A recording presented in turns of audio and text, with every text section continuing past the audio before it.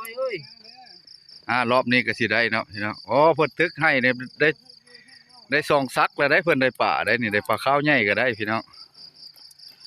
นี่ปลาขาวใหญ่เพิ่นมัดไว้อยู่นะตัวนี้สิเป็นลง Facebook ให้พี่ให้น้องเบิ่งเนาะทาง Facebook เฮาเข้าไปติดตามเนาะทางช่องว่าแปลงบ้านนาพี่น้องวิถีชีวิตโอ้เก็บเอาเลยเก็บเอาปลาก่อนพี่น้องปลาออกจากหนองสระก่อนได้ตัวบ่นี่แม่รถเลยปลากินเล็บนะเก็บออกจากหนองสระเนาะนี่เอาละพอละติดเลยกับมือก่อนตัวพ่อเขาเจ้ามักแห่อย่างเนาะย้อนในนี่เลยเนาะมันติดดีเอาละแม่โอ้ปลาขาวลอยอยู่พี่น้องลวกมีหมอหนึ่งตึกสะดุ้งได้7 โล 8 โลนะปลาขาวบ่ตึกกระดุ้งขนาดอ๋อจังโมงจะมาคืนนี่โอ้พอดีไปลูกกาแล้วเราเป็นหัวหน้าแล้วก็ออกมาประมาณ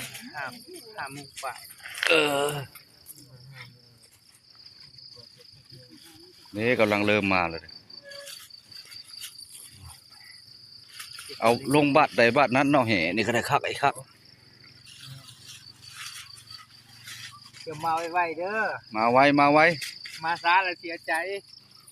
เพิ่นนั้นได้ปลาข้าวใหญ่ได้นี่ได้กินแล้วบ่เข้าค่ะกินโอ้ก็หามาบ่ดิโอ้บ่กินข้าวเลยมาดังแกงเขาเฮ็ดต้นกัน10,000ดีไงเฮ็ดจังได๋10,000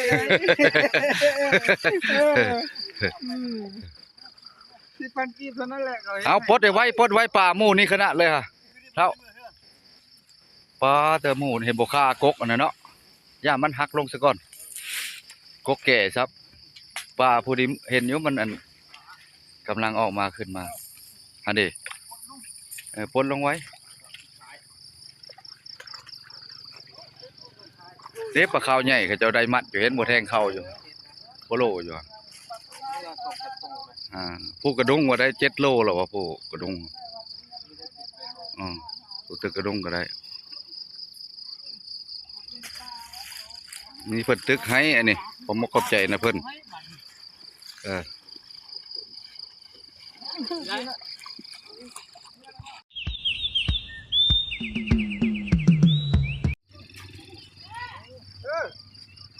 คนเราซื้อเนาะ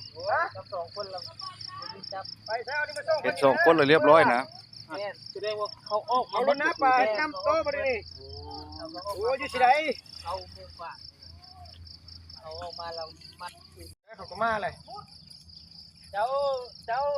สละเสียเวลาจัง30 นาทีไปน้ำเอาหัวหันก็โอ้ได้หลายคนเนาะผมเอาเลย2 ซัดก็ได้แล้วก็หาเพิ่มเลยไปได้ครับ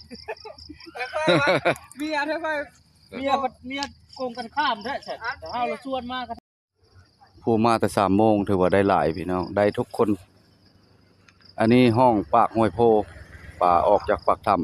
ำสิเป็นถ้ำหนองเท่าบ่ถ้ำปลาเสื่อมบ่กำลังเริ่มออกคนกำลังเริ่มมาพี่น้องตัวนี้สายทางถือว่าเข้าไปถ้ำปลาเสื่อมพี่น้องเนาะ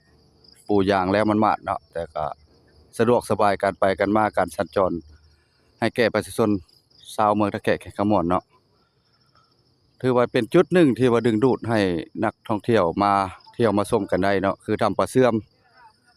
แล้วก็ถ้ำหนองเท่าก็เป็นจุดแหล่งหาอยู่หากินทางชาวเมืองตะแขกหาอยู่หากินทางพ่อแม่ประชาชนเนาะถือว่าน้ำขึ้นน้ำแกงกับปลาก็พอได้อยู่ได้กินพี่น้องผู้ดุก็ได้ขายเนาะพี่น้องตึกปลาหาอยู่หากินตามธรรมชาติวิถีชีวิตชาวบ้าน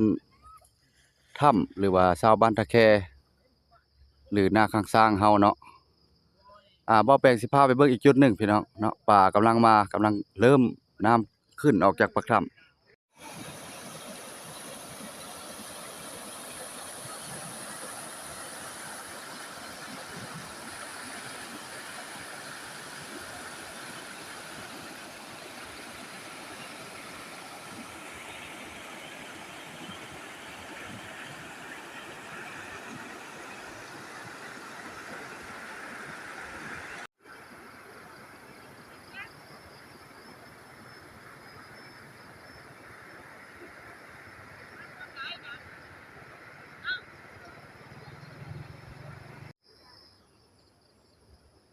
กำลังคนเริ่มมาพี่น้องถ้าว่าน้ำเอามาจากปากถ้ำหลายแล้วคนก็เต็มหมดแถวนี้นะ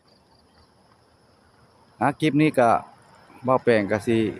ขอไว้ปิดคลิปไว้เพียงส่ำนี้เด้อพาเข้าไปเป็นกำลังใจหรือว่าติดตามกันไว้พี่น้องกดไลค์กดแชร์ให้บ่าวแปลงวันหน้าพอเฮ็ดคลิปต่อไปนี่เด้อพี่น้องเฮาฝากพ่อฝากแม่เข้าไปเป็นกำลังใจกันอันนี้คือห้วยแค่